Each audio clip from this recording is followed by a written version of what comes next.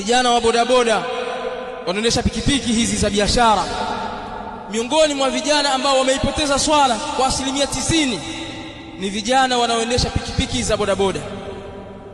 Ayuhan nasu ibadallah, hizi ni nasaha kwao, inatakiwa wajiulize maswali haya, na hizi haziwahusu wao peke yao. Nimeamua kuwahusisha kwa sababu ndio adhiya'un nas, ndio wanaopoteza zaidi swala kuliko watu wengine katika jamii, kwa tathmini ambayo nimeifanya mimi, na hasa katika mji wetu huu na miji mingineyo.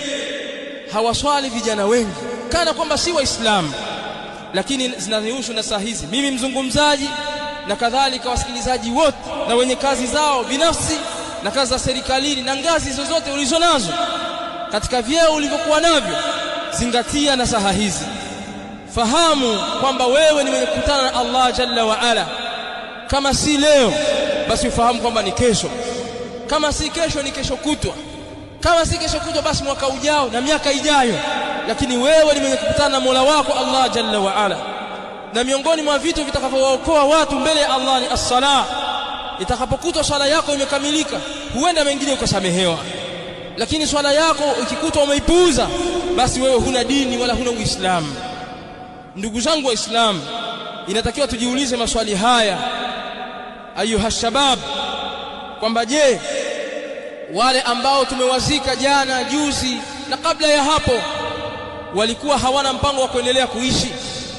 Hivi wewe unayetasarrafu kana na pikipiki yako, wenda huku warudi huku, una mkataba na Allah jalla wa ala kwa chombo chako hicho hakiwezi kukuua? Una mkataba na Allah kwamba huwezi kufa kitandani, huwezi kupata chochote ukaelekea mbele ya Mola wako?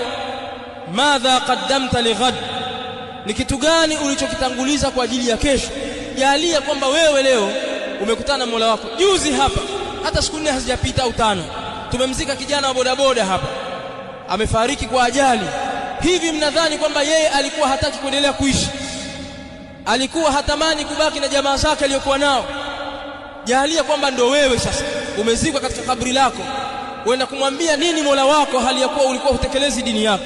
Mawaidha yapita kushoto enda kulia, husikii chochote wala huambiliki. Wewe washughulishwa na dunia na wewe. Unadhani utamwambia nini Mola wako na jambo gani la kukutetea mbele ya Allah jalla wa ala?